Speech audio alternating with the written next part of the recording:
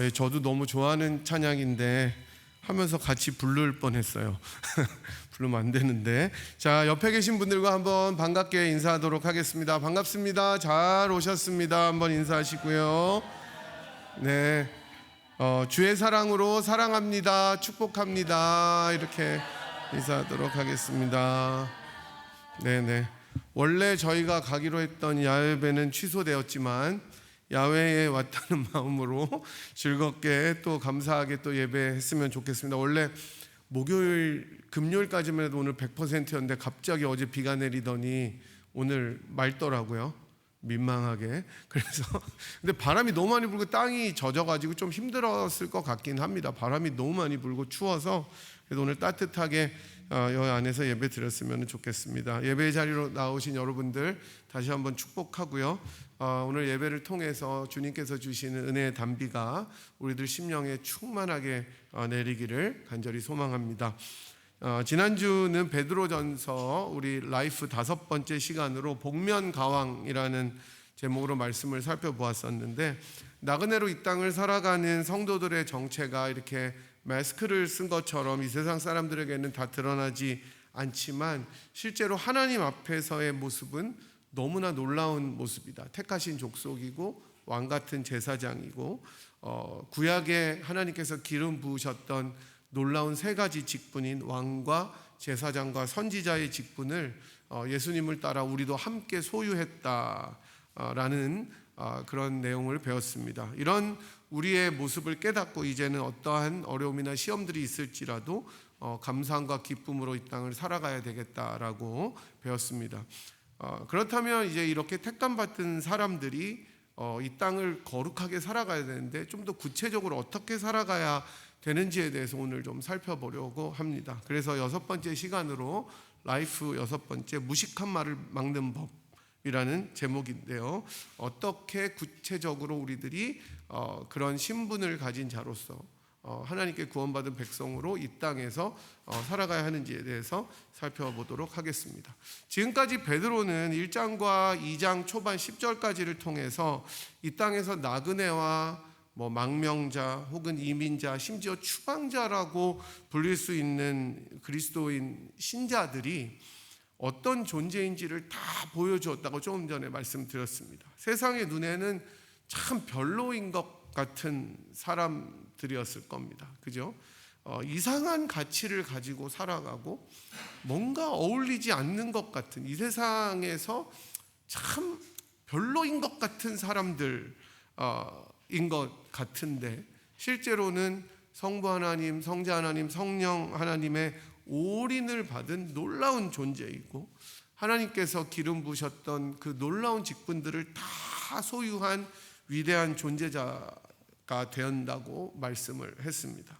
그래서 거룩하게 살아야 되는데 어떻게 살아야 되느냐를 보겠습니다. 여러분, 하덕규라는 가수 아세요? 하덕규? 이분이 지금은 이제 학생들을 가르치는 교수님이 되셨는데, 이전에는 시인과 촌장이라는 듀엣으로 활동했던 가수셨습니다. 이 필라에도 한번 왔었고 저희 학교에서도 와서 한번 미니 콘서트를 하신 적이 있었어요. 저 신학교 다닐 때. 근데 기독교적인 세계관에 입각해서 만든 노래들이 거의 답니다. 그러니까 사실은 기독교에서 예수님을 당신 이렇게 부르면 그거를 이렇게 연인으로 치환해도 되게 마음이 떨리는 가사들이 되게 많이 있는 것 같아요. 그래서 그 중에 가장 유명한 곡 중에 하나가 뭐냐면 가시나무새라는 곡인데, 가시나무라고도 발표됐습니다. 그래서 이 노래를 많은 유명한 가수들이 다 리메이크를 해가지고 더 유명해졌어요. 그래서 그 제일 유명한 가수 중에 하나가, 리메이크를 했던 가수 중에 하나가 조성모. 그 목소리 그냥 아주 그냥 간드러지잖아요. 남자인데 40이 넘으니까 같더라고요. 맛이 너무 많이 써가지고 성대 결절이 와가지고 그분이 이제는 막 붉어지고 그랬는데, 옛날에는 그 미성으로 막 부르면 그 소녀 팬들이 다 넘어가고 그랬어요. 지금 그 소녀 팬 나이가 아마 40대 중반쯤 됐을 거예요. 저 뒤에 앉아 계신 분들처럼. 그 가사를 보면 그 가시나무새의 가사가 굉장히 와닿는데 한번 보도록 하겠습니다. 제가 원래는 이거를 틀어드리려다가 또 너무 여러분 센치해질까봐 그냥 가사만 읽어드리도록 하겠습니다. 내 속엔 내가 너무도 많아 당신의 쉴 곳 없네. 내 속엔 헛된 바람들로 당신의 편할 곳 없네. 내 속엔 내가 어쩔 수 없는 어둠, 당신의 쉴 자리를 뺏고, 내 속엔 내가 이길 수 없는 슬픔, 무성한 가시나무 숲 같네. 바람만 불면 그 메마른 가지 서로 부대끼며 울어대고, 쉴 곳을 찾아 지쳐 날아온 어린 새들도 가시에 찔려 날아가고, 바람만 불면 외롭고 또 괴로워 슬픈 노래를 부르던 날이 많았는데, 내 속엔 내가 너무도 많아서 당신의 쉴 곳 없네. 여러분, 이 가사 되게 짠하지 않습니까? 제가 너무 이게 무드 없게 읽어서 그럴 수도 있는데, 이 연인의 사랑을 노래한다고 생각하면 되게 슬픈 일이기도 하죠. 내 속에 내가 가지고 있는 여러 상념들이나 욕심들이나 생각들이 너무 많아서 그 연인이 그 자리 잡을 자리가 없다는 거죠. 그죠? 그런 노래지만 사실은 절대자이신 우리 주님과의 관계를 표현한 그런 노래라고 합니다. 내 속에 내가 너무도 많아서 주님께서 편하게 쉬실 곳이 없다는 거예요. 그러니까 내 욕심이든 내 자아든 뭐 나의 생각이든 나의 갈망이든 그게 주님만을 향하지 않고 다 내 걸로 똘똘 뭉쳐서 예수님이 내 안에 거하실 공간이 없다는 거죠. 내가 어쩔 수 없는 어둠 때문에 주님께서 내 안에서 안식할 자리를 뺏는다는 겁니다. 그래서 마치 뾰족한 가시나무처럼 누군가 들어오면 따가워하고 나갈 수밖에 없는 내면이 내 안에 있다고 이야기하는 노래입니다. 저는 이 노래를 들으면 이게 눈가가 촉촉할 때도 있어요. 저는 뭐 갱년기는 잘 모르겠는데 하여튼 그렇습니다. 드라마 보면 잘 안 우는데 이런 노래를 들으면 뭐 가을이어서 그런지 정장노님들이 가을인가 해서 싱숭생숭하다고 하시더라고요, 남자들이. 그래서 저도 좀 그런 것 같기도 하고 주님께 죄송한 마음도 들고 그렇습니다.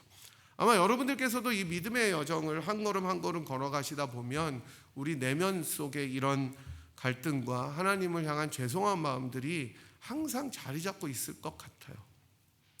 오늘 저희들이 살펴보는 본문 처음을 여는 11절에서 이런 가사들이 떠오르는 것 같습니다. 이런 우리 모두의 마음을 알듯이 베드로는 따뜻하게 시작합니다. 베드로가 참 많이 변화가 된 사람이에요.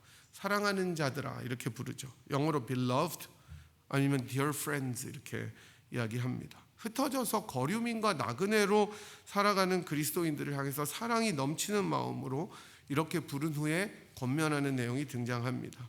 베드로는 자기도 아마 그랬을 것이고 우리 모두의 내면의 싸움을 너무 잘 알듯이 사랑하는 자들아라고 부르면서 본격적으로 나그네 성도의 삶을 구체적으로 가르쳐주기 시작합니다.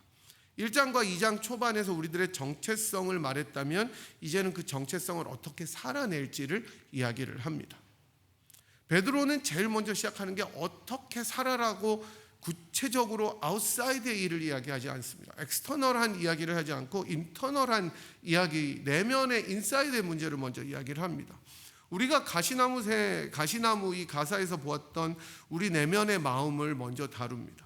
영혼을 거스려 싸우는 육체의 정욕을 제어하라고 도전합니다. 여기서 육체의 정욕은 그냥 우리가 일반적으로 생각하는 막 성적인 유혹이나 막 육체의 방탕함만을 뜻하는 것은 아닙니다. 도리어 우리 안에 주님께서 새롭게 하신 심령, 우리 주님께서 예수 그리스도를 통해서 다시 한번 새로운 씨를 심으셔서 그 씨가 자라나고 열매를 맺어야 되는데 이 심령 새로운 하트와 싸우게 되는 모든 것, everything을 다 이야기하는 거예요. 다른 말로 하면 하나님과 내가 교제를 하고 친하게 지내야 되는데 이것을 못하게 하는 적대적인 세력을 의미합니다. 그래서 제가 지난번에도 죄는 하나의 세력이다, force다 이렇게 이야기를 드렸습니다. 이것은 하나님 없이 자기 중심으로 살아가려는 모든 내적인 충동을 이야기합니다. 여러분, 때로는 우리가 그렇지 않으려고 하는데 그렇게 할 때가 있잖아요. 내가 남을 참 도와주고 싶은데 몸이 안 가요. 그냥 원래 하던 대로. 제가 옛날에 되게 재밌는 이야기를 들었는데, 이제 한국에 가신 목사님이세요. 저보다 선배님인데, 자기가 이렇게 물을 막 이렇게 왜 물 꽂는 거 있잖아요. 그 디스펜서 이렇게 물을 탁 꽂으면 사람들이 그냥 다 지나간대요. 아유, 우리 목사님 수고하시네. 다 아무도 안 돼. 우리 교인들은 저는 그런 거는 못 봤는데, 뭐 이게 없으니까 일단, 그죠? 그리고 뭐 제가 또 그거 잘 못하니까 여러분들에게 목사님 내려가서 설교나 준비해서 제가 많이 들었습니다. 옛날에 이 뒤에 원래 여러분 문이 있었던 거 아시죠? 이 벽이 들어서기 전에 이 문이 처음에 까맣게 있었잖아요. 하얗게 칠하기 전에. 그게 빠져서 제가 이렇게 끼우다가 더 뺐어요. 그랬더니 그때 정진영 집사님과 목사님 그냥 하지 마시고 딴 사람들 맡기고 내려가서 말씀 준비하고 기도, 제가 큰 위로를 얻었습니다. 잘할 때까지 해보세요. 이러면 큰일 나는 거 아닙니까? 근데 이렇게 누가 이거를 하고 있는데 다 그냥 지나가더래요. 그러니까 이웃사랑을 아무리 말해도 관계가 없는 거예요. 목사님을 도와주고 안 도와주고가 아니라 짠한 마음이 없는 거예요. 그게.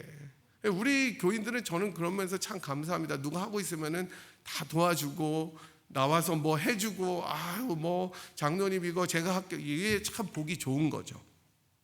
근데 어떨 때는 이게 딱 사투리로 꼬라지가 나면 안 돼요. 충동이 있는 거예요. 하나님 없이 자기 중심으로 살아가려는 충동들이 생기는 거죠. 우리의 생각도 있고 감정도 있고 관계도 있고 공동체도 있고 심지어 신앙생활 안에서도 이런 것들이 교묘하게 다 들어가 있어요. 다 들어가 있습니다. 겉으로는 다른 모습으로 나타나지만 뿌리는 하나예요. 하나님 중심 대신 나를 중심에 두는 self-centered. 그래서 육체 정욕은 한 개인 안에서만 싸워지는 문제가 아니라 가정에서도 나타나고 교회에서도 나타나고 사회 속에서도 동시에 다 작동해요. 삶 전체가 배틀그라운드예요. 전쟁터예요. 여러 가지가 뭐 있을 수 있을 겁니다. 하나님 없이 나를 중심으로 살고자 하는 모든 내면의 충동 전체가 육체의 정욕이에요. 그래서 이 충동은 아까 말씀드린 것처럼 일상적인 모습으로 스며들게 됩니다. 누군가의 말을 듣고 욱하는 마음이 올라오는 거. 저 참 잘 욱하는데 요즘에 좀 기운이 없어서 그런지 그렇게 욱하진 않아요. 옛날에 진짜 뭐가 확 욱했거든요. 저 템퍼가 있어가지고. 저 템퍼 없을 것 같이 보이죠.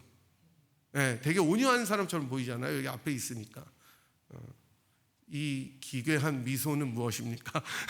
긍정을 해주셔야 제가 진짜 욱했거든요. 알아요, 저희 집 애들이. 아빠 건들면 안 된다고. 직장에서 나보다 훨씬 덜 노력했는데 그 사람이 더 인정받을 때, 가정에서 나의 수고를 아무도 알아주지 않을 때, 그때 마음 한쪽에서 들은 거는 미국 사람들이 잘하는 말로 It's unfair. 이거 불공평해. 나도 내 방식대로 그럼 살아볼 거야 라는 속삭임이 일어납니다. 그게 육체의 정욕이에요. 가끔은 또 비교의 마음으로 나타날 때도 있습니다. SNS 같은 걸 보면은 여러분 거기에 자기 힘들고 어렵고 망한 얘기 올리는 사람 거의 없습니다. 그죠? 페이스북이나 막 인스타그램에 나 오늘 망했으니까 그렇게 올린 사람은 한 100명 중에 1명? 대부분 행복한 걸 올려요. 막 휴가 간 거. 그 사람은 맨날 휴가가 있지 않아요. 휴가 갔으니까 올리는 거예요. 그 사람은 어쩌다가 그게 되게 좋으니까 올리는 건데 우리들이 딱 볼 때는 어때요? 저 사람의 삶은 진짜 full of happiness구나. 다른 사람들의 집, 다른 사람들의 차, 자녀가 성공한 것을 볼 때 왜 나는 저렇게 못 살까라는 마음이 올라옵니다. 그 순간부터 내 마음은 하나님이 주신 은혜의 자리가 있는 것이 아니라 세상의 기준으로 나를 측량하기 시작합니다. 겉으로 보기에는 아무 일도 없지만 영혼 안에서 이미 싸움이 시작됐어요. 결국 베드로가 말하는 이 영혼을 거스르는 정욕은 하나님의 통치 안에서 벗어나서 내 중심에 왕국을 세우려는 마음입니다. 그것이 때로는 진짜 이 육체 정욕이라는 말대로 성적인 것으로 나타날 때도 있고 물질적인 탐욕으로 나타날 때도 있고 신앙이 냉담해지고 공동체가 분열하는 것으로도 나타날 수가 있습니다. 그래서 우리 가사처럼 내가 이길 수 없는 슬픔, 무성한 가시나무숲 같다라는 가사는 우리의 마음을 더 울리는 것 같습니다. 조그만 바람이 불어도 메마른 가지가 서로 부대끼면서 울어대는 모습이 저와 신자들의 내면 같아요. 어떨 때는 막 하나님을 찬양하다가 조그만 일이 탁 터져서 내가 빈정이 상하면 신앙이 거꾸라져요. 이러한 여러 가지로 표현되는 육체의 정욕들은 우리들의 영혼을 거슬러서 싸운다고 이야기합니다. 싸움을 계속 걸어오는 거예요. 내가 나를 지켜야 되는데 자꾸 싸움을 걸어오는 것이 옛 자아이고 죄악입니다. 이것을 제어하라고 도전합니다. 이게 근데 어떻게 가능해요? 제가 몇 주 전에 말씀드렸듯이 저는 이것이 금욕이나 자기 절제로 참아야 하느니라, 참을 인자 3번이면 살인도 면한다, 이런 것으로 되지 않는다고 말씀드렸습니다. 끊임없이 자기가 누군지를 기억하면서 말씀 속에서 우리 주님의 인자하심과 선하심을 맛볼 때 가능한 것입니다. 더 좋은 것을 맛봐야 가능한 거예요. 그래야 싸움이 안 되는 거예요. 이런 육체의 정욕들이 내 심령에 싸움을 걸어오고, 야, 너 가만히 있어, 그냥 아무것도 하지 말고, 그리고 저 사람 되게 밉지 않냐? 꼴보기 싫지 않냐? 저거 눈에 거슬리지 않냐? 이거 unfair하지 않냐? 라고 말 걸어올 때, 전쟁을 도발할 때 우리가 해야 될 일은 물론 참아야 되는 것도 있지만 주의 십자가 바라보고 그 속에 있는 은혜로 더 나아가야 되는 것입니다. 종교개혁의 선구자였던 여러분 마틴 루터 들어보셨을 것입니다. 이게 구전으로 전해지는 이야기인데, 그 종교개혁이 한참 진행될 때 루터에게 사탄이 찾아왔어요. 그래서 계속 비난합니다. charge하는 거예요. 야, 너 같은 인간이 죄악이 그렇게 많은데, 그렇게 분노도 잘하고 그렇게 죄악도 많은데 무슨 종교개혁을 하느냐고, 그렇게 흠이 많은데 네가 무슨 자격으로 이런 일을 하느냐고 계속 고소했습니다. 힐난했습니다. 너무나 괴롭고 자기의 의로움이 보잘것없는 것을 안 루터는 괴로워합니다. 그 말이 맞기 때문이에요. 여러분, 누가 여기서 자유로울 수 있겠습니까? 여러분이 무슨 자격으로 여러분이 하나님 앞에 의롭다 하실 수 있습니까? 여러분의 삶을 하나하나 돌아보고 여러분의 내면을 꺼내어 보면 하나님 앞에 정결하다고 이야기할 수 있는 사람이 누가 있겠어요? 루터는 시락이 더 좋았기 때문에 자기의 죄악을 더 깊이 알았어요. 그래서 종교개혁을 하기 전에 루터는 무릎으로 계단을 올라가면서 자기의 죄를 참회해도 그 죄가 참회되지 않는다는 것을 알고 괴로워했었던 사람이었습니다. 사탄이 이렇게 차지하니까 너무 힘든 거예요. 그러다가 잉크병을 벽에 던지며 사탄에게 외쳤다고 합니다. 그렇다면 예수 그리스도의 십자가는 어디 있느냐? 그러자 사탄이 물러갔다고 합니다. 실제로 루터가 이 일을 했는지 안 했는지는 구전으로 내려올까 모르지만, 진짜 루터가 한 말 중에 마귀를 이기는 유일한 길은 그리스도의 의와 피를 붙드는 것이다 라고 했습니다. 사랑하는 여러분, 우리 주님의 의와 피를 붙드셔야 합니다. 여러분 속에서 쉬지 않고 끊임없이 싸움을 걸어오는 육체의 정욕에 맞서는 길은 예수님의 피와 의를 붙드시는 것입니다. 그래야 승리할 수 있습니다. 이제 베드로는 내적인 곳에서 외적인 곳으로 눈을 돌립니다. 선행을 해서 무식한 사람들의 입을 막으라고 권면합니다. 우리 12절 같이 한번 읽어보도록 하겠습니다. 너희가 이방인 중에서 행실을 선하게 가져 너희를 악행한다고 비방하는 자들로 하여금 너희 선한 일을 보고 오시는 날에 하나님께 영광을 돌리게 하려 함이라. 아멘. 베드로는 이 신자들, 수신자들은 베드로의 신자들은 억울하게 모함을 당한 일이 진짜 많았어요. 그리스도인들이 악행을 한다고, 로마의 권위에 순종하지 않는다고 비난을 받았을 뿐만 아니라 엄청난 손해와 핍박도 받았습니다. 하지만 베드로는 그들에게 이야기해요. 니네들이 항변하는 것이 아니라 자기 억울함을 막 큰 소리로 얘기해가지고 리벤지하지 말고, 복수하지 말고 어떻게 하라 그래요? 행실을 선하게 가지라고 이야기합니다. 여러분, 이게 얼마나 힘든 일입니까? 우리의 본성은 뭐예요? 복수예요. 그래서 구약의 율법은요, 그 복수를 제한시킵니다. 눈을 하나 상하게 하면 어떻게 해요? 그 눈 하나에 눈 하나. 원래는 어떻게 돼야 되는 거예요? 그 당시 고대에서는 그냥 디스트로이, 다 없애버리는 거예요. 눈 하나를 누가 상하게 했잖아요? 그럼 그 사람을 죽여버려야 끝나는 거예요. 근데 율법은 이에는 뭐예요? 이 하나. 그러니까 그게 너가 하나 당했으면 똑같이 갚아주라는 의미가 아니에요. 그 당시의 사람들의 세계관에 말이 안 되는 거예요. 이 하나를 상했으면 너도 이 하나만, 눈 하나에는 눈 하나. 근데 이게 신약으로 와서는 어떻게 돼요? 네 뺨을 치거든 다른 뺨도 돌려대라는 거예요. 여러분, 이게 말이 돼요? 안 되잖아요. 우리가 살고 있는 이 세상은 억울한 일을 당하면 어떻게 하라고 이야기합니까? 미국에서 제일 많이 하는 게 뭐예요?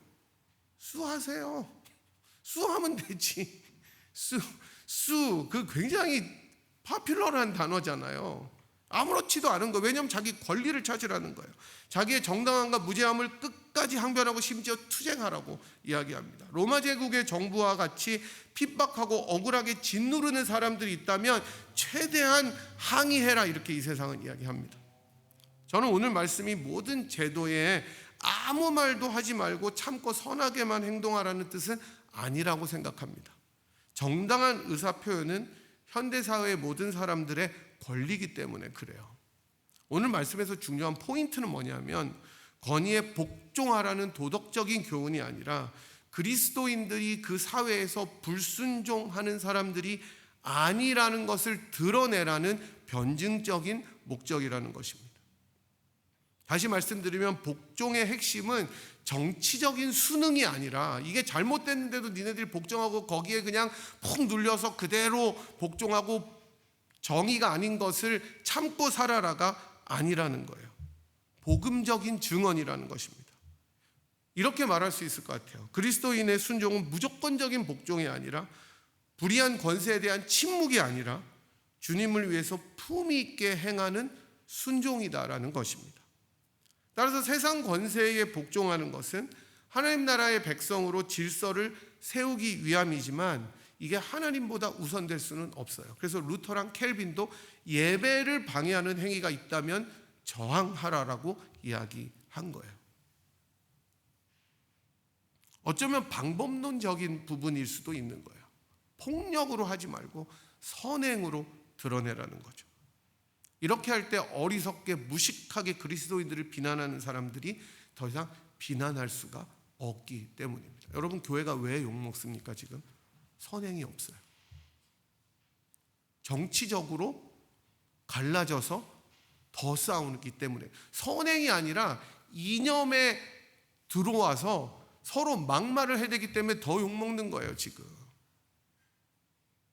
정말 인자한 말로 선행을 행하면 세상이 우습게 볼 것 같지만 그렇지 않습니다.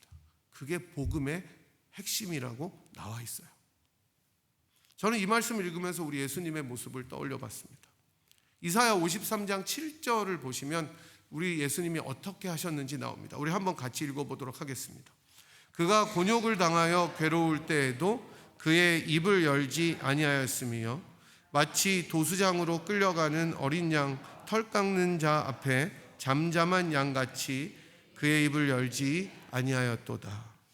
우리 주님께서 억울한 이 일을 당하셨잖아요. 세상에 우리 주님보다 억울한 분이 어디 계세요? 죄가 없는데 채찍을 받으시고 십자가에 못 박히시고 모든 조롱을 다 당하시는데, 여러분, 이 억울함을 항변할 힘이 없으셨겠어요?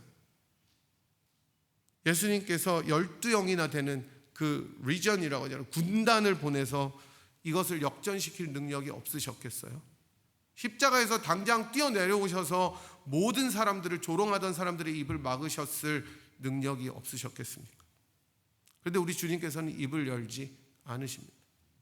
마치 도수장으로 끌려가는 어린 양처럼 그 입을 닫으시고 침묵하십니다. 그리고 자기의 힘을 다 발휘하신 것이 아니라 그 힘을 버리시고 가장 연약하고 비참한 모습으로 두 팔을 벌리시고 숨을 거두셨습니다. 이 예수님을 위해서 우리 하나님께서는 그 죽음에 대한 상을 내리십니다. 아들에게 보답하십니다. 이사야 53장 10절 11절이 그 다음에 이어지는데 다시 한번 같이 보도록 하겠습니다. 여호와께서 그에게 상함을 받게 하시기를 원하사 질고를 당하게 하셨은즉 그의 영혼을 속건 제물로 드리기에 이르면 그가 씨를 보게 되며 그의 날은 길 것이요 또 그의 손으로 여호와께서 기뻐하시는 뜻을 성취하리로다. 그가 자기 영혼에 수고한 것을 보고 만족하게 여길 것이라. 나의 의로운 종이 자기 지식으로 많은 사람을 의롭게 하며 또 그들의 죄악을 친히 담당하리로다. 하나님 아버지께서는 순종하고 침묵 속에 그 누구도 할 수 없는 가장 고귀한 선행, 많은 사람들을 위해서 자기 목숨을 대속물로 주신 아들을 신원하셨습니다. 그의 죽으심과 부활로 그의 열매들인 저와 여러분들을 거두셔서 아버지의 뜻을 성취하시고 그 수고로 이제 주님은 만족해 되셨습니다. 이 예수님을 따라서 우리도 선행과 친절함으로 이 세상에서 드러나야 돼요. 여러분, 지금은 베드로 때와 다르게 교회가 핍박받지 않습니다. 교회가 더 많이 가졌기 때문에 더 풍요합니다. 그렇기 때문에 복음은 우리 주님같이 가진 힘을 발휘하는 것이 아니라 뭐예요? 가진 힘을 거두는 것입니다. 내가 충분히 이 일을 할 수 있어도, 보복할 수 있어도 하지 않는 거예요. 그 힘을 내 속으로 가두는 것. 내가 충분히 이 말을 할 수 있는데 말을 거두는 것. 내가 이 행동을 얼마든지 정당하게 할 수 있는데 하지 않는 것. 그게 뭐예요? 그게 복음이에요. 얼마나 어렵습니까? 근데 주님이 우리를 위해서 그것을 하셨다는 것입니다. 바로 이럴 때 세상은 우리를 향해서 무식한 말을 거두고 우리들의 삶을 주목하게 되는 겁니다. 내면의 싸움을 이길 뿐 아니라 이 세상 속에서도 친절함과 선행으로 살아갈 수 있는 성도들은 주님의 은혜로 참 자유를 얻은 사람이라고 그래서 이야기를 해요. 그 자유를 가지고 소극적으로 악을 가리는 데 쓰지 말고 적극적으로 네 가지를 하라고 이야기를 하는데, 무사람을 공경하며 형제를 사랑하며 하나님을 두려워하며 왕을 존대하라, 이렇게 말씀합니다. 한마디로 말하면 하나님을 경외하는 것이 모든 관계의 중심이 되는 거예요. 그러니까 이게 하나님을 사랑하고 하나님을 두려워하면 그게 밖으로 표출이 되는 거예요. 그러니까 여러분이 다른 분들과 예를 들어서 사이가 안 좋다, 하나님의 관계를 먼저 점검해 봐야 돼요. 진짜 신앙이 좋은데 관계가 틀어지면 문제가 있는 거예요. 여러분, 그렇지 않습니까? 그래서 요한은 눈에 보이는 형제를 사랑하지 않는데 어떻게 하나님을 사랑하냐고 이야기하잖아요. 하나님을 경외할 때 우리는 교회 안에서뿐만 아니라 세상 속에서 모든 사람들을 존중하게 됩니다. 사회 질서 안에서 품위 있게 권위를 대하게 됩니다. 이게 복음으로 사는 사람의 모습이에요. 그리고 무식한 말을 막는 가장 강력한 방법이에요. 지금도 세상은 우리들에게 도전합니다. 교회는 썩었다고. 그리스도인들을 내가 너를 보니까 교회를 안 다니겠다고 이야기를 하는 사람들도 있습니다. 그 사람들의 말을 막으려면 어떻게 해야 됩니까? 말로 변론하지 않아도 품격 있게 살아갈 때 주목하게 되는 것입니다. 사랑하는 여러분, 오늘 우리는 이 나그네의 삶을 살아가는 우리가 세상의 무식한 말을 막는 법은 말이 아니라 우리들의 삶과 인격임을 알았습니다. 우리들의 가장 강력한 무기는 오직 예수님을 닮은 그런 삶이에요. 우리가 내면에서 솟아나는 육체 정욕을 먼저 제어하고 세상의 억울함 속에서도 선행과 순종의 삶을 멈추지 않으면, 그래서 무사람과 권위자들까지도 존대할 수 있다면 얼마나 좋겠습니까? 그 근거는 예수님의 십자가라고 말씀드렸습니다. 우리들은 우리들의 힘으로 우리들의 의로 선을 행하는 것이 아닙니다. 도리어 우리가 죄인 되었을 때 우리를 가장 존중해 준 그 예수님 때문에, 그 십자가의 은혜로 받게 된 존중을 세상에 되돌려 주는 겁니다. 그래서 우리들의 순종은 십자가에 복종하신 예수님의 뒤를 따르는 것이고, 우리들의 선행은 하나님의 아들을 신원하신 부활의 능력을 프루브하는 것입니다. 증명하는 것입니다. 혹시 세상이 우리들을 비난한다면, 우리들을 향해 무식한 말을 던진다면 말로 싸우려고 하지 마십시오. 삶으로 증명하십시오. 내면의 가시나무의 숲을 예수님의 피로 잠재우십시오. 세상의 권위 앞에서 하나님의 사람으로 당당히 복종하고 모든 사람들을 주께 대하듯 공경하십시오. 이것이 바로 우리가 세상에서 던지는 가장 웅변적이고 강력한 변증이 되는 것입니다. 우리들의 삶을 통해서 세상이 바뀌었으면 좋겠습니다. 우리들의 그 작은 몸부림 때문에 이 세상이 좀 더 살기 좋은 곳이 되었으면 좋겠습니다. 그런 역사가 우리들 가운데 일어나는 삶들을 살아나가시기를 우리 주님의 이름으로 간절히 축복합니다. 네, 이제 저희 다 함께 일어나셔서 오늘 들으신 말씀 생각하시면서 아까 처음에 우리 찬양했던 찬양 선한 능력으로 부르실 텐데, 우리가 선한 능력으로 주님을 위해서 살아가며 절망 속에서 흔들리지 않고 주님의 얼굴 구하는 그런 인생이 되게 하여 주시옵소서. 같이 1, 2, 3절 한번 찬양하시고 기도하겠습니다.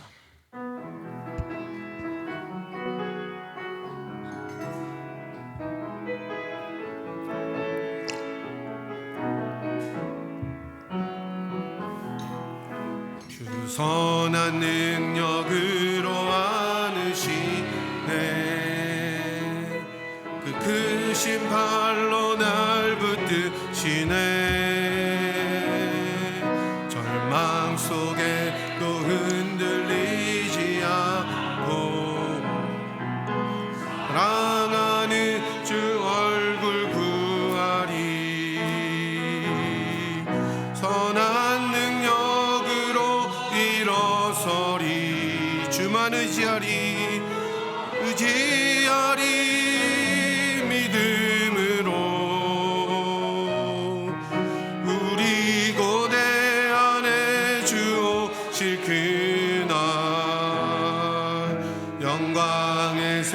나를 맞이하리. 이전의 괴로움 날에 워싸고 고난의 길을 걷는다 해도 주님께 모두 맡긴 우리 영혼, 주님께 모두 맡긴 우리 영, 끝내 승리의 날을 맞으리. 내 승리의 말을 맞으리. 선한 능력으로, 선한 능력으로 일어서리. 주만 의지하리. 믿음으로 우리 고대 안에 주 오실 그날 새 나를 맞이하리. 주님이 마신 고난에 쓴 잔을, 주님이 마신 고난에 쓴 잔을 우리도 감사하며 받으리. 우리도 감사하며 받으리. 주님의 남은 고난 채워가며 예수와 복음 위에 살리라. 선한 능력으로 일어서리. 주만 의지하리.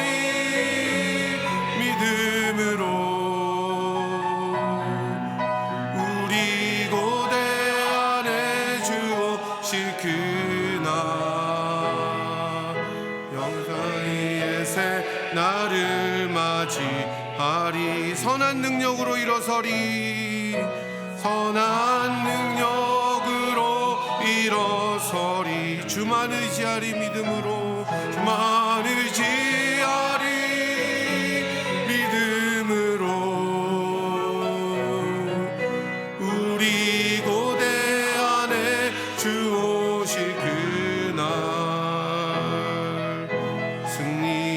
새 날을 맞이하리.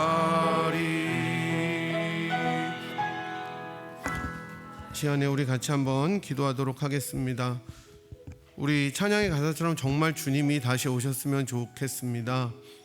우리들의 내면의 싸움을 생각할 때, 우리들의 부족함을 생각할 때마다 정말 우리 주님이 빨리 오셔서 우리들의 이 부족함을 회복시켜 주시고 우리들의 이 삶을 좀 역전시켜 주셨으면 좋겠다는 생각이 너무 많이 들지만, 우리 주님께서 이 땅에서 우리들에게 허락하여 주신 선한 능력으로 살아가야 합니다.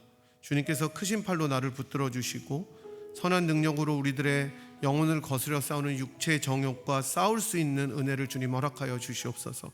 우리 절망 속에도 흔들리지 않고 주의 얼굴 구하고 선행으로 주 앞에 나아가는 인생이 되게 하여 주시고, 그럴 때 이 세상이 우리를 도리어 주목하고 주 앞으로 돌아오는 역사 있게 주님 도와주시옵소서. 선한 능력으로 일어서는 인생 되게 하여 주시옵소서. 그래서 승리의 새날을 맞이하는 우리가 되게 하여 주시옵소서. 우리 기도 제목 가지고 주님 한번 크게 외치고 주 앞에 간절한 마음으로 나아가도록 하겠습니다. 주여! 아버지 하나님, 이 시간에 저희들이 주님 앞에 나아오기를 원합니다. 선한 능력으로 주 앞에 나아갔으면 좋겠습니다. 우리가 주님의 얼굴 구하며 주님의 그 마음을 알아갔으면 좋겠습니다. 우리들의 내면에 너무나 많이 있는 가시나무와 같은 그 내면을 저희들이 주님 앞에 드리며 회복하기를 원합니다. 하나님, 우리가 그런 이 땅을 살아가는 모든 어려움과 고난에 아버지 우리 내면의 싸움들이 주님 앞에 아버지 해결되었으면 좋겠습니다. 선한 능력으로 주님 앞에 나아가며 주님 오실 승리의 날, 영광의 날을 고대하며 주님 앞에 나아갈 수 있는 저희들 모두가 될 수 있도록 주님 인도하여 주시옵시고, 아버지 우리 내면과 싸우는 육체의 정욕을 거스려 싸우는 영혼의 거스려 싸우는 육체의 정욕을 제어하며 주님의 십자가를 바라보며 우리가 가진 것으로 나갈 수 있는 저희들이 될 수 있도록 주님 인도하여 주시옵소서. 하나님, 우리가 우리를 자신의 눈으로만 바라보면 너무나 연약하고 보잘것없고, 또 우리 안에 가시나무처럼 너무나 뾰족한 것들이 많아서 그것으로 다른 사람을 찌르고 자기 자신도 찌르는 부족한 자임을 고백할 수밖에 없습니다. 하지만 그런 저희들을 주님께서 아무 조건 없이 사랑하시고 주님의 아들과 딸로 받아주셔서 가장 귀하고 특별한 존재로 삼아주시니 너무나 감사합니다. 주님, 그런 주님의 사랑에 힘입어 선한 능력으로 이 땅을 살아가게 인도하여 주시옵소서. 영혼을 거스려 싸우는 육체 정욕을 제어하고 선한 말로 보복하지 아니하고 도리어 감사함과 친절함으로 많은 사람에게 드러나서 이 세상이 저희를 주목하고 그리스도가 정말 너희 안에 있구나 고백하며 돌아오도록 주님 저희들의 삶을 인도하여 주셨다가 저희들이 우리 주님 다시 오시는 그날에 잘하였다 착하고 충성된 종이라고 칭찬받는 주의 모든 백성들이 되도록 인도하여 주시옵시고, 저희들의 자녀들이 그렇게 살아갈 수 있도록 은혜를 내려 주시옵시고, 이 공동체가 그러한 공동체로 든든히 서갈 수 있도록 주님 축복하여 주시옵소서.